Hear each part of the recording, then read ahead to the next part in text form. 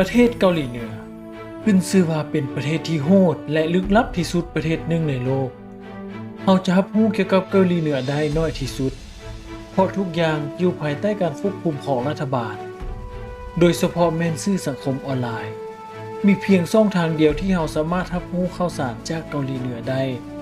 โดยผ่านทางโทรภาพ KCTV ที่ทางรัฐบาลอนุญาตเท่านั้นแต่เราก็บ่สามารถพิสูจน์ได้ว่าเรื่องที่เผยแพร่นั้นเป็นความจริงหรือบ่และในคลิปนี้เราจะมาเว้าถึง9เรื่องแปลกของประเทศเกาหลีเหนือที่หลายคนอาจจะยังบ่ฮู้ซึ่งว่าจะมีอันใดแน่นั้นเราไปรับชมพร้อมกันเลย 1. ลุคใหม่ของผู้นำเกาหลีเหนือเป็นภาพที่คุ้นตาของผู้นำเกาหลีเหนือในทุกยุคที่ใส่สูทที่มีชื่อว่าเมาสูทเป็นสูทที่ได้รับอิทธิพลมาจากประเทศจีนโดยสูทดังกล่าวจะมีสีเข้มมีปีกและกระดุมถึงคอมีธงเสื้อทั้งสองข้างพร้อมกับทรงผมที่มีความเป็นเอกลักษณ์ของผู้นำเกาหลีเหนือแต่ระยะที่ผ่านมาคิมจองอึนได้แต่งตัวลุคใหม่โดยใส่สูทอาร์มานีสีเทาอ่อนใส่แว่นตาลายกะที่เบิ่งแล้วทันสมัยขึ้นกว่าเก่าเป็นการส่งสัญญาณบางอย่างในวิธีโลกรับรู้ว่าเกาหลีเหนือกำลังเปิดรับสิ่งใหม่ๆจากภายนอกหลายขึ้น 2. มีเย็นเปียงยางหรือที่ชาวเกาหลีเหนือเอิ้นว่าลังมายุนเป็นอาหารที่เกาหลีเหนือนิยมกินโดยเฉพาะแม่นในนครเปียงยางซึ่งเป็นมีที่เฮ็ดด้วยมือและส่วนประกอบหลักแม่นบักควิดโดยวิธีการก้องคล้ายๆกับข้าวเปียกบ้านเฮาแต่จะเป็นน้ำซุปเกล็ดซีนงัวหมูหรือไก่โดยการแต่งหน้าด้วยกิมจิมักแตงผักดองและซีนเป็นต้น 3. ปีนี้เป็นปีที่109บ่แม่นปี2021หลายคนก็คงจะงงไปตามๆกัน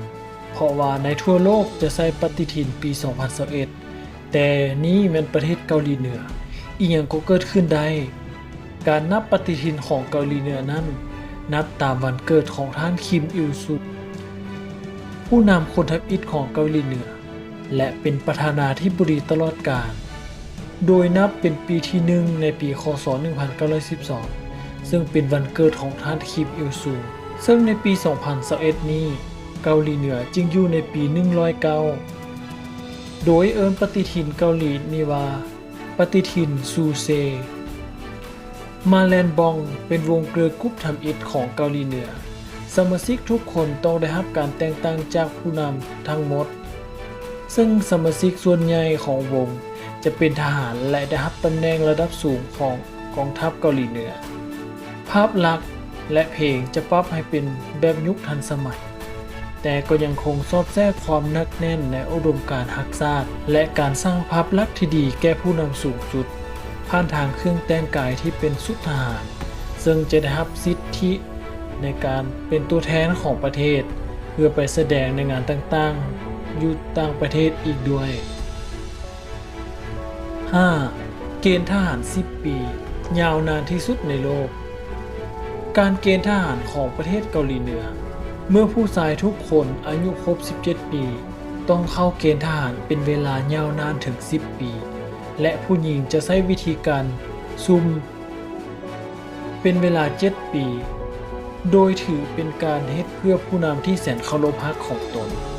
ถึงแม้ว่าเกาหลีเหนือจะมีอัตราส่วนทหารต่อหัวประชากรหลายที่สุด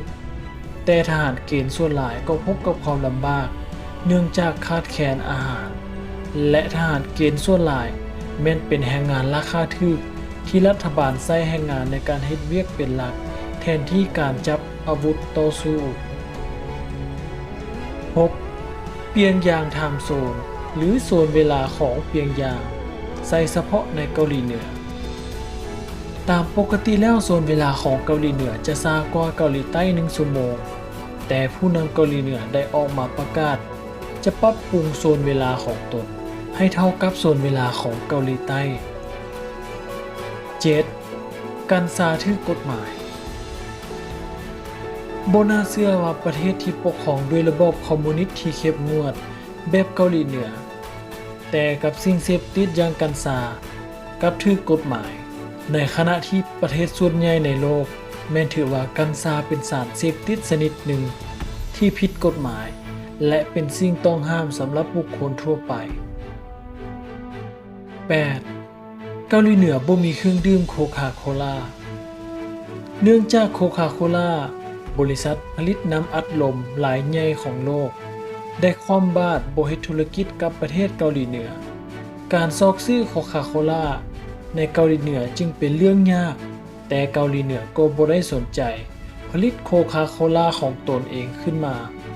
ที่มีรสชาติคล้ายคือกับโคกและยังเป็นเครื่องดื่มที่ใช้เสิร์ฟถึงเครื่องบินของสายการบินแอร์โคโยซึ่งเป็นสายการบินแห่งชาติของเกาหลีเหนือและยังเปลี่ยนชื่อจากโคคาโคลาเป็นโคคาเฟเวอร์โซดาดริงก์ 9. ทรงยีนผิดกฎหมายทรงยีนที่ผู้คนในยุคปัจจุบันนิยมกันใส่บ่ว่าจะหญิงหรือชายเป็นแฟชั่นที่เป็นเรื่องปกติของการแต่งตัวทั่วไปแต่กับเกาหลีเหนือแล้วทรงยีนนี้ก็ผิดกฎหมายโดยเฉพาะทรงยีนสีฟ้าเพราะว่าสีฟ้าเข้มแสดงถึงสีของประเทศตะวันตกโดยเฉพาะแม้นประเทศสหรัฐอเมริกาเพราะฉะนั้นทรงยีนถือว่าผิดกฎหมายในประเทศเกาหลีเหนือ